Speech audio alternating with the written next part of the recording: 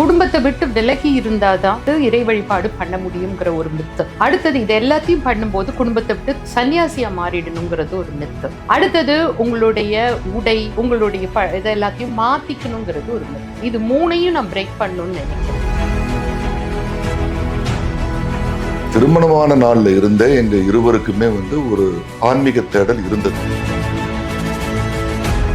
இது உடல் ரீதியான ஒரு உறவல்ல, ஆன்மாக்கள் இணையக்கூடிய ஒரு உறவு.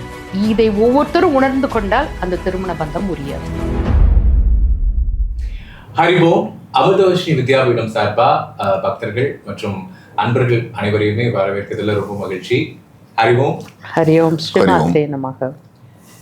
இன்னைக்கு பார்த்துட்டு இருக்க எல்லாருக்குமே இது ஒரு ஸ்பெஷல் வீடியோவா இருக்கும். ஏன்னா உண்மையாலுமே ஒரு ஸ்பெஷல் கெஸ்ட் இன்னைக்கு நம்மளோட ஜாயின் பண்ணியிருக்காங்க. எப்பவுமே கேமராவோட சிங்கிள் ஃப்ரேம்ல அம்மாவை நிறைய தடவை நம்ம பார்த்துருக்கோம். இன்னைக்கு 2 பேரா இருக்காங்க. அதுல ரொம்ப ஒரு முக்கியமான ஒரு நபர், அம்மாவுடைய கணவர் டாக்டர் மணிவண்ணன் அவர்கள் தான் இன்னைக்கு நம்மளோட இணைஞ்சிருக்காரு. சார் வணக்கம். சார் வணக்கம். உங்களுடைய நேரத்துக்கு ரொம்ப நன்றி. நிறைய நேரங்கள்ல அம்மாவினுடைய இந்த ஆன்மீக பயணம் எங்களுக்கு ஆச்சரியத்தை ஏற்படுத்தும். நான் எப்பவுமே ரொம்ப வியந்து பார்ப்பேன் ஒவ்வொரு ஷூட்லயுமே. ஏன்னா அவங்களுடைய ஆன்மீக ஆற்றலும் சரி, ஆன்மீக அறிவை மற்றவங்களுக்கு அதை பகிர்ந்துக்கும் போது அவங்களுடைய பயணம் அப்படிங்கிறது ஒரு பிரமிப்பை ஏற்படுத்தும். எனக்கு டாக்டர் மணிவண்ணன் அவர்கள் ஒவ்வொரு முறையும் உங்ககிட்டயும் நான் பேசும்போது நிறைய விஷயங்கள் நான் எக்ஸ்பீரியன்ஸ் பண்ணுவேன். ஈரோடு அப்படிங்கிற இந்த லேண்ட்ஸ்கேப் பத்தி பேசும்போது கூட அது காத்து டைரக்ஷன், தண்ணி எப்படி இருக்கும் அப்படின்னு ஒவ்வொரு விஷயங்களையும் இன்டெப்தா சொல்லுவீங்க. ஃபர்ஸ்ட் உங்களுடைய விஷயத்துல அம்மாவுடைய இந்த ஆன்மீக பயணம் எந்த அளவுக்கு சப்போர்ட்டிவா இருக்கு அப்படிங்கிறதுனாலதான் அம்மானால இந்த அளவுக்கு தொடர்ந்து அவங்களுடைய தனிப்பட்ட வாழ்க்கையும் சரி, ஆன்மீக வாழ்க்கையும் சரி இணைந்து இவ்வளவு தூரத்துக்கு வந்திருக்கு. நீங்க அம்மாவுடைய ஆன்மீகத்தை ஆரம்பத்துல இருந்து பார்த்துட்டு இருக்கீங்க. எங்க இது எல்லாமே துவங்குச்சு சார்? திருமணமான நாள்ல இருந்தே எங்க இருவருக்குமே ஒரு ஆன்மீக தேடல் இருந்தது. கடவுள் என்றால் என்ன, அதனுடைய நிலை என்ன, அதை எப்படி நாம உணர்வது, எந்த முறையில உணர முடியும், இப்படி பல கேள்விகள் இருக்கும். நாங்க 2 பேரும் அது சம்பந்தமா அங்க நாங்க ஒருவருக்கு ஒருவர் பேசிக்கொள்வோம். எப்படி பண்ணலாமா, அப்படி செய்யலாமா, இப்படி இருக்குமா, அப்படி இருக்குமா, இப்படியெல்லாம் நாங்கள் நிறைய தேடல்கள் எங்களுக்குள்ள இருந்தது. அப்படி இருக்கிறப்போ 1995, 94 நினைக்கிறேன், அந்த வருஷத்துல அருள் தந்தை வேதாத்ரி மகரிஷி அவர்களுடைய அமைப்புல நான் போய் தீட்சை எடுத்துக்கிட்டேன். அது முழுக்க யோக முறை, அதாவது மெடிடேஷன் மூலமாக, தியானத்தின் மூலமாக இறைவனை உணரக்கூடிய ஒரு வழிமுறை. ஒரு 2 மாசத்துலயே அம்மாவும் என்ன பண்ணாங்கன்னா, நானும் கத்துக்கிறேங்க, 2 பேருமே போகலாம் அப்படின்னு சொல்லிட்டு 2 பேருமே போய் கத்துக்கிட்டோம். அதுல எங்களுக்கு ஒரு உண்மையான ஒரு ஆன்மீக விழிப்புணர்வை எங்களுக்குள்ள ட்ரிகர் பண்ணி விட்டது யார் அப்படின்னா அருள் தந்தை வேதாத்ரி மகரிஷி அவர்கள். அவருடைய டீச்சிங், அவருடைய அணுகுமுறை, அவருடைய மெத்தட்ஸ் எல்லாமே எங்களுக்கு ரொம்ப பிடிச்சிருந்தது. அதை நாங்கள் 2 பேருமே பயிற்சி பண்ணி அதை நாங்கள் தொடர்ந்து செஞ்சுட்டு இருந்தோம். கொஞ்ச காலத்திலேயே பார்த்தீங்கன்னா ஆசிரியர் பயிற்சி நாங்கள் 2 பேருமே முடித்தோம். அந்த இயக்கத்திலேயே ஒரு ஆசிரியர் பயிற்சி நாங்கள் முடிச்சு மற்றவர்களுக்கு சொல்லிக் கொடுக்கக்கூடிய அளவுக்கு நாங்கள் வளர்ந்து வந்தோம். அதற்கப்புறம் ஆசிரியர் பயிற்சியில் பேராசிரியர் ஆகக்கூடியது, பேராசிரியர் போகும்போது அதை விட உயர்ந்த நிலை, அந்த நிலை வரும் பொழுது அதற்கு மேலே என்னால் போக முடியல. ஏன்னா நான் கல்லூரியில் வேலை செஞ்சுட்டு இருக்கிறதுனாலே, மற்ற குடும்ப பொறுப்புகளை ஏற்றுக்கிட்டதுனால யாரோ ஒருத்தர் தான் போக முடியும்னால, சரி என்னுடைய துணைவியாரை மனைவியை நான் அனுப்பினேன். நீங்கள் போய் இதை கற்றுக்க, நீங்கள் செய், யாரோ ஒருத்தர் நாம் ஒரு சேவை செய்யலான்னு சொல்லிட்டு போனோம். அப்போ என்னுடைய மனைவி முழு மூச்சு அந்த பேராசிரியர் பயிற்சி முடிச்சுட்டு அந்த இயக்கத்துக்கு தொடர்ந்து தொண்டு செய்து கொண்டு இருந்தாங்க. இப்படி தான் எங்களோட வாழ்க்கை போச்சு. அதற்கப்புறம் நாங்கள் எங்களுடைய இப்போ இருக்கக்கூடிய வீடு நாங்கள் கட்டுவதற்காக நாங்கள் எங்களுடைய கவனம் பூரா அதில் போயிடுச்சு. ஏன்னா நாங்கள் 2 பேரை தான். ஏன்னா எங்களுடைய வாழ்க்கை அப்படிங்கிறது பார்த்தோம்னா நாங்களாகவே கட்டமைக்கப்பட்ட வாழ்க்கை. அதனால் நாங்களாகவே செதுக்கிக்கிட்ட ஒரு வாழ்க்கை தான் இது. அதனால வீடு கட்டும் போது அதனோட மேற்பார்வை பார்க்கறது, அது சம்பந்தமான இதுங்கிறப்போ அப்போ அந்த தொடர்பு எங்களுக்கு விட்டு போச்சு. தொடர்ந்து எங்களால் அங்கே போக முடியல. ஆனால் பயிற்சிகள் மட்டும் அப்பப்போ நாங்கள் பண்ணிக்கிட்டு இருந்தோம். அப்புறம் அவரும் அந்த டைம்ல தான் வேதாத்ரி மகரிஷி அவர்கள் இறந்துட்டாங்க.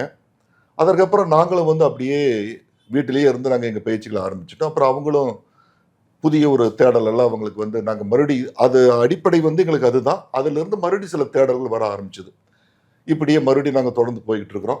அப்படி இருக்கும்போது கொஞ்ச காலம் கழிச்சு ஒரு ஸ்கூல்ல அவங்க பிரின்சிபாலா இருந்தாங்க.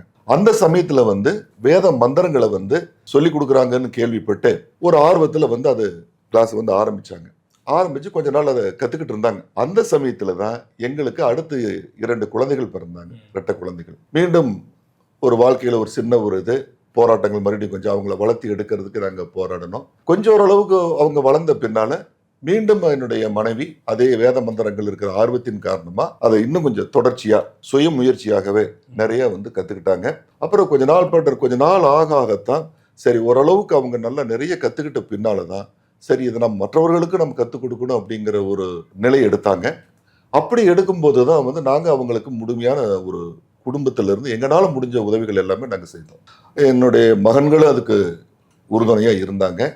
அந்த இது இருந்ததுனால அவங்களும் இன்னும் கொஞ்சம் நல்லா கற்றுக்க முடிஞ்சது, இன்னும் கொஞ்சம் அதை சம்பந்தமாக நிறையா செய்ய முடிஞ்சுது. அதற்கப்புறம் பார்த்தா எனக்கே ஆச்சரியமாக இருக்குது, எப்படி இவ்வளோ தூரம் வந்துட்டாங்களா, இவ்வளோ தூரம் கற்றுக்கிட்டாங்களாங்கிறது உண்மையிலேயே எனக்கு வந்து ஒரு ஆச்சரியமான ஒரு விஷயம்தான். இறைவன் வந்து ஒவ்வொரு செயல் செய்வதற்கு ஒரு ஆளை தேர்ந்தெடுக்கிறார். யாரை எந்த நேரங்களில் பயன்படுத்தணுங்கிறது ஆண்டவனுக்கு தெரியும். அதனால வந்து அவங்களுக்கு அந்த எல்லா வாய்ப்புகளும் அவங்களுக்கு கொடுத்து கற்றுக்க வச்சு இப்போ அவங்கள வச்சு என்ன பண்ணுறாங்க, இறைநிலையை பற்றி ஒரு உபதேசங்களை வேத மந்திரங்களை கற்றுக் கொடுக்கறதுக்கு அவங்களுக்கு ஒரு பொறுப்பு கொடுத்துருக்குறாங்க. உண்மையில எங்களை பொறுத்தவரை குடும்பத்தில் இருக்கிற நாங்கள் அனைவரும் அந்த மனசார சந்தோஷமாக எடுத்துக்கிட்டு எங்களால் அவங்களுக்கு என்ன உதவி செய்யணுமோ அதை நாங்கள் செஞ்சுட்ருக்கோம். ரொம்ப மகிழ்ச்சி சார், உங்களுடைய வார்த்தைகள்லேயே தெரியுது உங்களுடைய பங்களிப்பு. அதன் மூலமா இறையாற்றல் எப்படி அம்மாவை முழுமையடைய செஞ்சிருக்கு அப்படிங்கிறது. இதன் மூலயமா அம்மாவனுடைய பயணமும் தொடர்ந்துகிட்டே இருக்கு. குடும்பத்தினுடைய பங்கு, குடும்பத்தினுடைய விஷயம் இறை தேடல் அப்படிங்கிறது எந்த அளவுக்கு உங்களுக்கு ஆதரவா இருந்துச்சுமா? அதாவது பார்த்தீங்கன்னா இன்னைக்கு இறை வழிபாட்டில் குடும்பத்தை விட்டு விலகி இருந்தாதான் வந்து இறை வழிபாடு பண்ண முடியுங்கிற ஒரு மித்து. அடுத்தது இது எல்லாத்தையும் பண்ணும்போது குடும்பத்தை விட்டு சன்னியாசியா மாறிடணுங்கிறது ஒரு மித்து. அடுத்தது உங்களுடைய உடை, உங்களுடைய இதை எல்லாத்தையும் மாற்றிக்கணுங்கிறது ஒரு மித்து. இது மூணையும் நான் பிரேக் பண்ணணும்னு நினைக்கிறேன். ஏன்னா அது வல்ல, இது இயல்பாக ஒவ்வொரு மனிதனுக்குள்ளும் இருக்கிறது தான் இறையாண்மை என்பது. அது இயல்பாக போகட்டும், அதுக்கு வந்து நம்ம எக்ஸ்டர்னலாக சில விஷயங்களை பண்ண வேண்டிய அவசியம் இல்லை. என்கிட்ட வர பெண்களுக்கும் நான் கொடுக்கறது அதுதான், குடும்பத்தில் எல்லாவற்றையும் கவனிச்சுட்டு இதையும் பார்த்துட்டு. எங்களுக்கு பேர குழந்தைங்க இருக்காங்க, எல்லாரோடையும் டைம் ஸ்பெண்ட் பண்ணி எல்லாமே நம்ம பண்ணிட்டு தான் இருக்கோம். எதையும் நம்ம வந்து விடுறது கிடையாது. பாசம் அப்படிங்கிறது குழந்தைங்க மேலே எல்லாத்துக்கும் இருந்துட்டு தான் இருக்கும். ஸோ இதோடு சேர்ந்த ஒரு ஆன்மீக பயணமாக தான் வாழ்க்கை போயிட்டுருக்கு. அப்ப இது இவ்வளவு பெரிய தேடல் அப்படிங்கும்போது நிறைய ஆற்றல் உள்வாங்க வேண்டியதா இருக்கும். அப்ப இந்த இல்லற வாழ்க்கையில இருக்கக்கூடிய சின்ன சின்ன விஷயங்கள், சமைக்கிறதுல இருந்து அம்மா உங்களுக்கு பிடிச்ச ஒரு விஷயத்த அம்மா சமைச்சு கொடுக்குற வரைக்கும் சின்ன விஷயங்களை மிஸ் பண்ணுங்க. அம்மா கிட்ட மிஸ் பண்ற விஷயங்கள் என்னென்னவா இருக்கும் சார்? நிறைய விஷயங்கள் வந்து நாங்க ஒரு கணவருங்கிற முறையில் நான் மிஸ் பண்ணியிருக்கேன், இல்லைன்னு சொல்ல முடியாது. முதல்ல பேசுறதுக்கு எங்களுக்கு டைம் இல்லை. முதல் பாயிண்ட்டே, முதல்ல நிறைய மணிக்கணக்காக நாங்களாம் பேசுவோம், ரெண்டு பேருக்கு வந்துட்டு பல விஷயங்களை நாங்கள் பேசுவோம். அது குடும்ப விஷயமா இருக்கும், பொது விஷயமா இருக்கும், ஆன்மீக விஷயம், இப்படி ஏதோ ஒன்று நாங்கள் பேசிகிட்டு இருப்போம். இப்போ அந்த நேரங்கள் எல்லாம் அப்படியே சுருங்கி போயிடுச்சு. ஒரு 35-40 வருஷமாக வந்து அவங்க நல்ல ஒரு சமையல், அவங்களோட சாப்பாடு வந்து எல்லாமே நல்லா சமைப்பாங்க. அதை நாங்கள் வந்து அப்படியே ரொம்ப விருப்பமாக ருசிச்சு நான் சாப்பிடுவேன். இப்போ அவங்களால முடியறதில்ல, நேரம் இருக்கிறது இல்லை. ஆமாம், என்னை சமையல் பண்ணிட்டு இருந்தாங்கன்னா மற்ற வேலையில் இந்த மாதிரி இதுக்கெல்லாம் அவங்க போக முடியாது, செய்ய முடியாது. அதனால நாங்க என்ன பண்ணிட்டு சமையலுக்கு ஒரு ஆள் போடுவோம், வந்து கொஞ்ச நாள் செய்வாங்க. பட் அந்த எங்களுக்கு பிடிக்காது. என்னைக்காவது ஒரு நாள் ஸ்பெஷலா ஒரு டைம் எடுத்து சமைச்சு கொடுக்கிறதுல அம்மா அவங்களுக்கு டைம் இருந்ததுன்னா செய்வாங்க. என்ன ஸ்பெஷல் சார் அம்மாவோட ஸ்பெஷல் மெனு? ஸ்பெஷல் எல்லாமே நல்லா செய்வாங்க, இதுதான் அப்படின்னு இல்லை. எல்லாமே வந்து அவங்கள பொறுத்த வரைக்கும் எப்படின்னா, நிறைய வந்து வாழ்க்கை ஆரம்பிக்கிறதுக்கு முன்னாலே அவங்க வீட்டுல நிறைய கத்து கொடுத்துருக்காங்க. எங்க மாமியாரு, அவங்க பாட்டி, அவங்க எல்லாமே நல்லா சமைப்பாங்க. அதனால குடும்பத்துல அது வந்து அப்படியே வந்துருச்சு அவங்களுக்கு. அந்த பதம் எப்படி அந்த கை வாகுன்னு சொல்றோம் இல்லையா, அந்த ருசி வந்து இயல்பாகவே அவங்களுக்கு வந்துருச்சு. என்ன கல்யாணம் பண்ண முன்னாலும் எங்க அம்மா சைடு, எங்க அம்மாவுடைய சில இதுவும் வந்து ப்ரிப்பரேஷன் டெக்னிக்ஸும் கொஞ்சம் எடுத்துக்கிட்டாங்க. அதனால எங்களுக்கு வந்து அது ஒரு நல்ல ஒரு இதுதான். ஒரு மனுஷனுடைய வாழ்க்கையில முழுமை நிலையை அடைய இந்த ஆன்மீகம் எவ்வளவு தூரத்துக்கு உங்களுக்கு பர்சனல் ஹெல்ப்ஃபுல்லா இருக்கு? அதாவது ஒரு ஆன்மீக அறிவுங்கிறது வந்து ஒரு மனுஷனுக்கு வந்து நல்ல ஒரு விழிப்புணர்வை கொடுக்கும், ஒண்ணு. ரெண்டாவது வந்து நமக்கு வழிகாட்டும். யார நாம அந்த வேலையை கொடுத்தோம்னா சரியா செஞ்சு நமக்கு கொடுப்பாங்க அப்படிங்கிறது இறைநிலை வழிகாட்டும். ஆன்மீகத்தினுடைய அடிப்படையே அதுதான். ஏன்னா உலகத்துல பலதரப்பட்ட மக்கள் வாழ்றாங்க, பலதரப்பட்டவர்களோடு நம்ம பழகிதான் ஆகணும். எவ்வளவோ வேலைகள் நாம் செய்யறோம். நாம் செய்யக்கூடிய காரியத்துக்கு நம்ம மனதார நம்ம ஒரு காரியத்தை செய்யும் பொழுது அதற்குண்டான தகுதியான நபரை தேடி கொண்டு வந்து நமக்கு இறைநிலை கொடுத்துரும். ஸோ அது ஆன்மீகத்தினுடைய இது. அது வந்து எங்களுக்கு வந்து நிறைய உதவி பண்ணியிருக்கு எல்லா விஷயத்திலையுமே. நான் வந்து இரட்டை குழந்தைகள் பிறந்த சமயத்திலையும் சரி, அந்த நேரத்தில் நான் எப்படி நான் வந்து 2 குழந்தைகளை வந்து நாங்கள் பெற்று வளர்த்தணுங்கிறது ஒரு பெரிய சேலஞ்சு தான், எல்லாத்துக்கும் ஒரு ஆச்சரியமான விஷயம். நான் வீடு கட்டினது ஒரு ஆச்சரியமான விஷயம், நாங்கள் திருமணம் பண்ணது ஒரு ஆச்சரியமான விஷயம், எல்லாமே வாழ்க்கையில் அங்கே வளர்ந்து. இப்போவும் என் மனைவி வந்து அவங்க ஒரு ஆன்மீக குருவா இருக்கிறத பார்த்து எங்கள் சொந்தக்காரர் எல்லாருமே ஆச்சரியப்பட்டுக்கிட்டு இருக்காங்க. இது எல்லாமே டிரான்ஸ்ஃபர்மேஷன்ஸ். இது வந்து ஆன்மீகத்தினுடைய துணை இல்லாமல், வழிகாட்டுதல் இல்லாமல் இது நடக்காது. சார், நிறைய இடங்களுக்கு பயணம் பண்றீங்க. அம்மா வந்து இறை பயணம் அப்படிங்கும்போது நீங்க அவங்களோட சேர்ந்தே பயணம் பண்றீங்க. ரொம்ப மகிழ்ச்சியா சந்தோஷமா இப்ப சமீபத்துல பயணம் பண்ண ஒரு இடம்னு எதுன்னு சொல்ல முடியுமா சார்? நிறைய இது போனோம். சமீபத்தில் வந்து நாங்கள் குஜராத் போயிருந்தோம். குஜராத்தில் வந்து ஒரு 5 நாள் நாங்கள் ப்ரோக்ராம் போட்டிருந்தாங்க. சோம்நாத் டெம்பிள் அந்த மாதிரி இதுக்கெல்லாம் நாங்கள் போயிருந்தோம். அதில் எனக்கு ரொம்ப பிடிச்சது இந்த கிருஷ்ணர் கோயில் துவாரகா. வந்து எனக்கு வந்து ஒரு கிருஷ்ணரோட இது வந்து எங்களுக்கு, ஏன்னா எனக்கு குலதெய்வம் வந்து பெருமாள், கிருஷ்ணருங்கிறது எங்களுக்கு உண்டு. அதான் எங்கள் குடும்பத்தில் தெரிஞ்சோ தெரியாமல் எல்லாத்தோட பேருமே அந்த கிருஷ்ணரோட பேராகவே வரும். அதனால் எங்களுக்கு வந்து அதில் அந்த இடத்துக்கு போகும்போது என்னையும் அறியாமல் ஒரு இடத்துக்கு வந்து ஒரு என்ன சொல்கிறது, ஒரு முக்கியமான ஒரு தெய்வ தரிசனத்துக்கு வந்த ஒரு ஃபீல் வந்து எனக்கு அங்கே கிடைச்சது. ஓகே அம்மா, இவ்வளோ டிராவல் நம்ம பண்ணியிருக்கோம். சார் கூட சேர்ந்து ஒரு ஸ்பிரிச்சுவல் ஜேர்னி ஃபர்ஸ்ட் இன்னும் எனக்கு ஞாபகம் இருக்கிறான் அப்படின்னு அது என்ன சொல்ல முடியுமா? நாங்கள் வந்து சொன்னார் இல்லையா வேதாத்ரி மகேஷ், அப்போ ரொம்ப வந்து ஸ்ட்ரெனுவஸா, அதாவது சொல்லப்போனால் ரொம்ப டெடிக்கேட்டடாக ப்ராக்டிஸ் பண்ணோம். ஸோ சுவாமிஜி வந்து அங்கே வந்து தியானத்தில் இருப்பாங்க, ஒரு மாதம் மௌனத்தில் இருப்பாங்க நவம்பர் மாதத்தில். அந்த டைமில் பார்த்தீங்கன்னா 2 பேரும் உட்காந்து கரெக்டாக அந்த டைமுக்கு அந்த ஒரு நாளைக்கு 5 முறை நம்ம வந்து தியானத்தில் உட்காந்து பண்ணுறது அப்படிங்கிறது செய்வோம். 2 பேரும் உட்காந்து ஒன்றா உட்காந்து தியானம் பண்ண காலங்கள் உண்டு. இப்போது இந்த வாழ்க்கையில் இப்போதைக்கு, அதாவது இந்தனா அந்த தியான நிலை இல்லாமல் இப்போதைக்கு நம்ம தொடர்ந்து பயணித்துட்டு வரும்பொழுது சார் என்கிட்ட வந்து கிளாஸில் ரெகுலராக எல்லாரோட மாதிரியுமே உட்காந்து ருத்ரம் கற்றுக்கிட்டாரு. இந்த வருஷம் சிவராத்திரி தான், நான் பல வருஷமாக சிவராத்திரி நான் பண்ணிட்டு தான் இருக்கேன். தனியாக உட்காந்து சிவனுக்கு அபிஷேகம் பண்ணி ருத்ரம் சொன்ன காலங்கள் எல்லாம் உண்டு. இந்த வருஷம் சிவராத்திரி எங்கள் பூஜையில் முழுமையாக கலந்துக்கிட்டார். 11 முறை நாங்கள் ருத்ரம் சொல்லி ருத்ராபிஷேகம் பண்ணும்போது அவரும் என் கூட உட்காந்து 11 முறை ருத்ரம் பாராயணம் பண்ணது வந்து எனக்கு மிகப்பெரிய என்னுடைய வாழ்க்கையில் ஒரு பெரிய நிறைவான ஒரு விஷயம். இப்போவும் பார்த்தீங்க அப்படின்னா விஷ்ணு சஹஸ்ரநாமம் கற்றுட்ருக்காரு.